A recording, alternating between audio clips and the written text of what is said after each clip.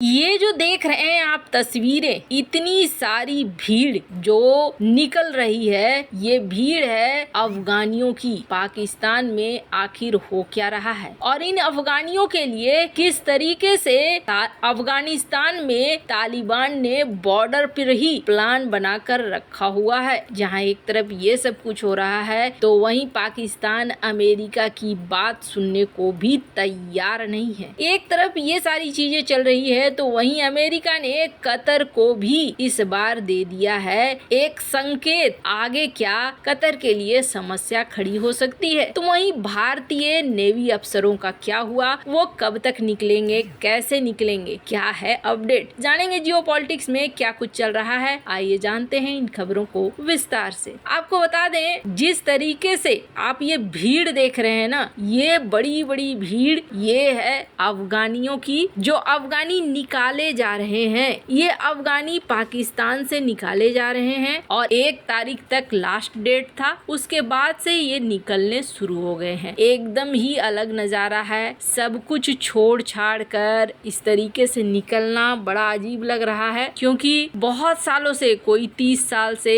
कोई 40 साल से था और वो अब उनके पास कुछ भी नहीं रह गया है। कई ऐसे जगह हैं जहां अफगान रिफ्यूजियों के घरों पर बुलडोजर वगैरह चलाया जा रहा है, तो उन्हें निकालने के लिए कार्रवाई भी शुरू कर दिया है पाकिस्तान ने। ये कुछ इस तरीके से भर भर कर ट्रक ये वापस जा रहे हैं। अब समस्या ये है कि ये काफी लंबे समय से यहाँ बसे हुए थे और बसने के बाद अब जब इन्हें निकाला जा रहा है तो इनके लिए भी एक समस्या रखी हुई है कि ये क्या करेंगे, कहाँ जाएंगे, कहाँ रुकेंगे। 17 लाख हैं, इनमें से कहा जा रहा है 1.5 लाख तो निकाले जा चुके हैं। और मैं देख रही थी सोशल मीडिया में कई इस तरीके की पिक्चरें आ रही हैं, तस्वीरें आ रही हैं, जिसमें दिख रहा है कि जो अवैध प्रवासी हैं उन्हें निकालने के लिए पाकिस्तान की सरकार सख्त होकर उनके घरों को गिरा रही है और फोर्स कर रही है कि आप यहाँ से निकले, और लोग भी वहाँ से धीरे धीरे निकल रहे हैं। खैर, ये सीन इस वक्त पाकिस्तान का है। वैसे आपको बता दें, अल जजीरा की रिपोर्ट के अनुसार पाकिस्तानी सुरक्षा बलों ने बिना कागजात के देश में रहने वाले अफगानों को गिरफ्तार करने और निर्वासित करने के लिए अभियान चलाया और दर्जनों लोगों को सरकार द्वारा निर्धारित समय सीमा समाप्त होने के बाद वापस भेज दिया गया है। पाकिस्तान के आंतरिक मंत्री सरफराज बुगती ने कहा कि बुधवार को 64 अफगानों को गिरफ्तार भी किया, हिरासत में भी लिया गया है, उन्हें निर्वासित किया गया है। अब तो धीरे धीरे आंकड़े बढ़ा रहे हैं, ये लोग कह रहे हैं कि 20 लाख के आसपास इस तरीके के लोग हैं। वहीं तालिबान की भी प्रतिक्रिया आनी शुरू हो गई है। डिप्टी मिनिस्टर मोहम्मद अब्बास इस्तानिकजई, इन्होंने कहा है कि पुलिस के कार्रवाई के खिलाफ हम एक्शन लेंगे। पाक सरकार का ये फैसला गलत है, अमानवीय है, उन्हें अपने फैसले पर दोबारा विचार करना चाहिए। अब्बास इस्तानिकजई ने कहा कि वे पाकिस्तान के साथ कूटनीतिक तरीके से इस मुद्दे को सुलझाने की कोशिश कर रहे हैं। हालांकि यदि राजनयिक चैनलों का उपयोग करने से काम नहीं आया तो तालिबान अफगान शरणार्थियों के साथ पाकिस्तान के व्यवहार का जवाब देगा। तालिबान के प्रवक्ता जबीहुल्लाह मुजाहिद ने अफगान शरणार्थियों की मेजबानी करने वाले देशों से भी कहा कि आप जबरन उन्हें नहीं निकालिए, इस वक्त पूरी तरीके से हम तैयार नहीं हैं और ऐसे में यहाँ रखना, यहाँ अचानक से आ जाने से बहुत सारी समस्याएं खड़ी हो जाएंगी। अब देखिए, पाकिस्तान ने ये कदम क्या कहकर उठाया है, तो पाकिस्तान का कहना है कि हमारे ऊपर टीटीपी का लगातार हमला होता जा रहा है और इनका ये भी कहना है कि कई ऐसे मामले हुए जिसमें अफगान लोगों का हाथ था, तो ऐसे में हम अफगानियों को बर्दाश्त नहीं कर सकते हैं। स्क्रीन पर आप देख सकते हैं, अमेरिका ने भी यहाँ पर रिक्वेस्ट किया और अमेरिका ने भी कहा कि आप ऐसा मत करो, इस तरीके का एक्शन नहीं लो, इतने सारे लोग अभी तुरंत से कहाँ चले जाएंगे। पर यहाँ पर फिर भी पाकिस्तान मानने को तैयार नहीं है और पाकिस्तान यहाँ पर यही कह रहा है कि नहीं जी, हम तो यहाँ से निकाल कर रहेंगे। अब सबसे बड़ी समस्या ये है, स्क्रीन पर एक आर्टिकल देखिए, हाजरा समुदाय के जो लोग हैं वो कह रहे हैं कि हमें मत भेजो, अगर आप हमें भेजोगे तो हम मारे जाएंगे। लेकिन फिर भी पाकिस्तान के मन में कुछ भी नहीं आ रहा है। एक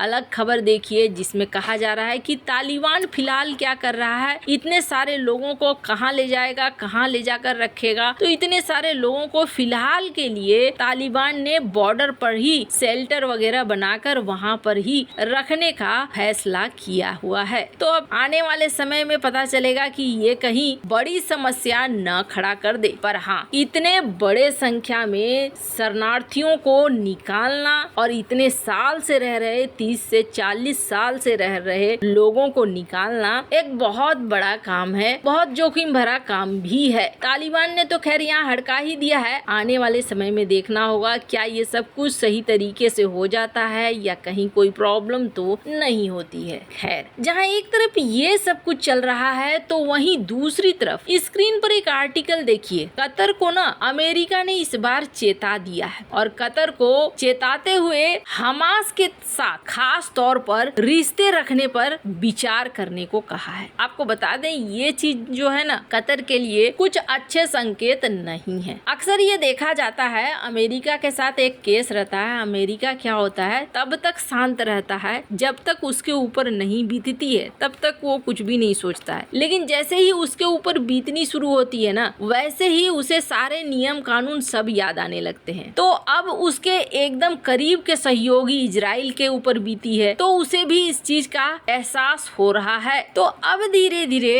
इसको लेकर कड़ा होता जा रहा है अमेरिका। अब स्क्रीन पर एक आर्टिकल देखिए, द सन की ये आर्टिकल है। कहा जा रहा है कि जो हमास का बड़े लीडरों में से आता है उससे ईरान के एक टीवी में इंटरव्यू लिया गया। जब इससे इंटरव्यू लिया गया तो इसने क्या कहा, इसने कहा कि हम नहीं रुकने वाले हैं, तब तक नहीं रुकने वाले हैं कि जब तक इजराइल पूरी तरीके से खत्म न हो जाए। ये हमास के लीडर गाजी अहमद का कहना था ईरानियन टीवी को। स्क्रीन पर इस कटिंग को देख सकते हैं। इनका कहना है कि इजराइल वो देश है जिसका हमारी धरती पर कोई जरूरत ही नहीं है। और ये सारी चीजें, हालांकि इन्होंने और भी बहुत बड़ी बड़ी बातें कह दी हैं, पर उन बातों को यहाँ कहना उचित नहीं होगा। हमास के रवैया को देखते हुए अमेरिका ने हमास को लेकर कतर को समझाना शुरू कर दिया है। वैसे आपको बता दें कतर से भारत को लेकर भी कुछ खबरें आ रही हैं। हाल ही में डॉक्टर एस जयशंकर ने कतर में जो भारतीय नेवी के लोग फंसे हुए हैं, जिनको फांसी की सजा दी गई है, उनके लिए अपने डिप्लोमेटिक एफर्ट्स शुरू कर दिए हैं। स्क्रीन पर आप देख सकते हैं आर्टिकल। कहा जा रहा है कि कतर से वो वापस आ जाएंगे। एक बड़े एक्सपर्ट हैं, उनका कहना है कि हमारे पास कई सारे डिप्लोमेटिक ऑप्शन हैं, इसलिए कतर हमारे लोगों को रख नहीं पाएगा और हमारी बात आखिर मानेगा ही। वैसे उन्होंने कई सारे पॉइंट सुझाए हैं जिसकी वजह से कतर को भारत की बात माननी चाहिए। पहली बात इन्होंने ये भी कहा है कि भारत और कतर के संबंध बहुत अच्छे हैं, व्यापारिक संबंध भी हैं। भारत के साथ कतर संबंधों को खराब करता है तो इसका असर सबसे ज्यादा पड़ेगा कतर के ऊपर। वैसे इन सब मामले में आपकी क्या राय है, कमेंट कर जरूर बताएं। जल्द मिलते हैं अगले वीडियो में नई खबर के साथ।